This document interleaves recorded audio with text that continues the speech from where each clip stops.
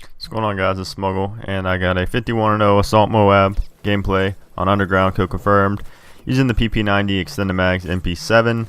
I believe Extended Mags on MP7 as well, but I got Predator Missile, Age 6 Overwatch, and Pavelo as my kill streaks. And as you see, I get my first kill almost a minute into the game. So it started out really slow, and luckily for you guys, I fast forwarded all the slow parts, and not all the slow parts, but most of them at the beginning, because it did start out really slow, and it picked up, as the game went. Of course, my kill streaks got a lot of kills as well. Since it is an Assault MOAB, my Pavelo did work and things like that. So anyways, I'm not here to talk about the gameplay, of course, as you read the title. I'm here to talk about my grandma's funeral, which was this past week. And let me just start by saying she was way too young to die. They say the good die young, and that was definitely the case here. She was only 62, and it was some sort of rare brain, some kind of thing in the brain that was really rare, and it caused like bleeding and things like that, and it was really bad. And she was suffering for 11 months, and we went to see her multiple times. And it's a 13-hour drive. It's not just right up the road. It's a 13-hour drive from Florida to Indiana, where she's at. So she had to be switched from multiple hospitals, nursing homes, whatever it was, depending on how she was doing. And it was just so hard to see somebody you love so much in that situation where they're just suffering. And it wasn't like she was just suffering. She couldn't, like, she didn't remember anything. It was like what's the thing where you can't remember anything? It was like that, but I can't remember what it is offhand.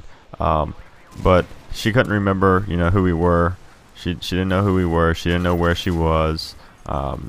She would always, I'm not gonna go into detail, but she would definitely not know where she was, and she didn't know what she was talking about or anything. So it was just tough to see that, and the fact that she was just doing so bad. It was easier for the first maybe 3 months, until she started not being able to talk, and always having to go to her bed and sleep because she was just feeling so bad. That's how it was for the past I don't know how many months, but she was just suffering the whole time. And of course it got worse and worse, and it led to her death, which is actually it's a good thing that she's out of her misery now, and that she's in a better place. Of course it's still very sad, because I was very close to my grandma. Me and my brother were. She would always drive down to our house in Florida 13 years in a row. She went there for Christmas 13 years in a row. That's that's dedication there. She loved us so much, and we loved her so much as well. And to go to that funeral was so tough because of all the memories and everything we have together. And of course the 13 straight years was one of the big memories, because I do remember that as a little kid, how she would always treat us so well, get us so many good gifts and things like that for Christmas, birthday, what have you. And so yeah, the first day of the funeral was it wasn't the funeral, it was the viewing, which is where you go to see her in the casket, and you have all the flowers, all the family members, and all of the pictures. And it was like from 11 o'clock, 10 o'clock or 11 o'clock in the morning till 8 p.m. And no, you didn't have any computer, you didn't have any phone.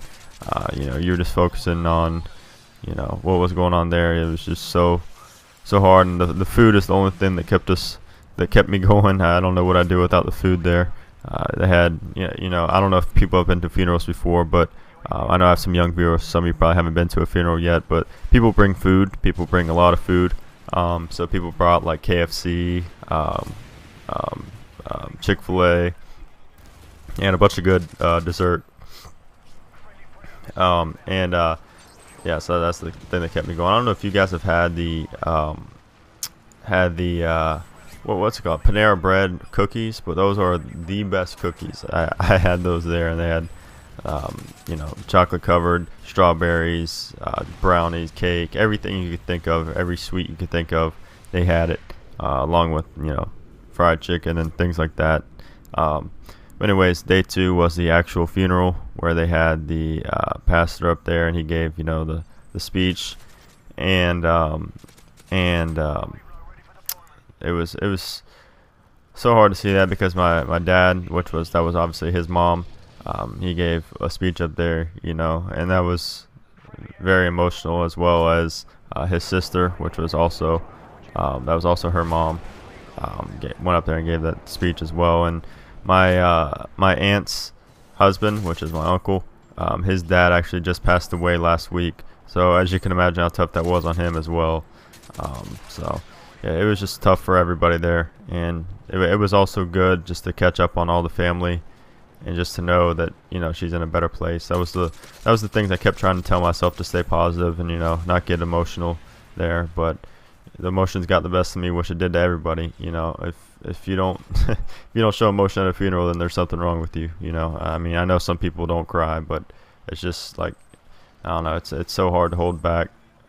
You know, I wasn't trying to. I'm just saying, it was when they got to talking about how my grandma was there when I was born, and how she was, you know, picking me up and just admiring me right when I was born, really got to me as well. And of course the 13 straight years when they mentioned that, and on her little on her paper, it's like it shows like a description of what all she liked, and of course grandchildren was one of the 3 things that she put on there. You know, she put like long walks on the beach. I forgot the second thing, and third thing was spending time with their grandchildren, which it was just so tough, man. I don't know how to explain it. If you've been to a funeral, you know, it's just an unexplainable feeling that I'm trying to get across, but I don't think I can.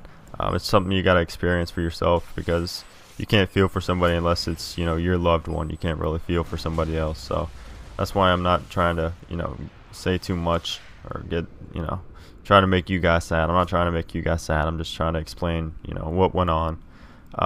But yeah, that's what happened, guys. I'm probably gonna head out here in a second. We got 50 seconds left in the game, so I'm just going to end it here. As you saw, the game did pick up quite a bit, and this was, I believe, I get my 4th Pavlo, 3rd or 4th Pavlo, something like that. I think it's my 3rd Pavlo, but I don't know.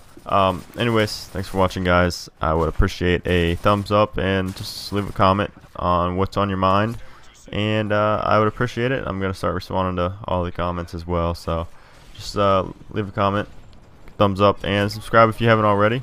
I am going to be a lot more active. I got a bunch more 50 plus flawless games as well, and kill confirmed and domination, so look out for those, and I'll catch you later. Peace.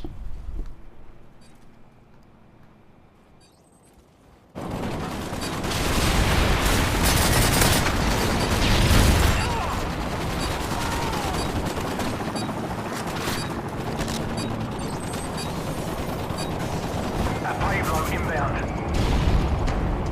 Mission accomplished. Good work.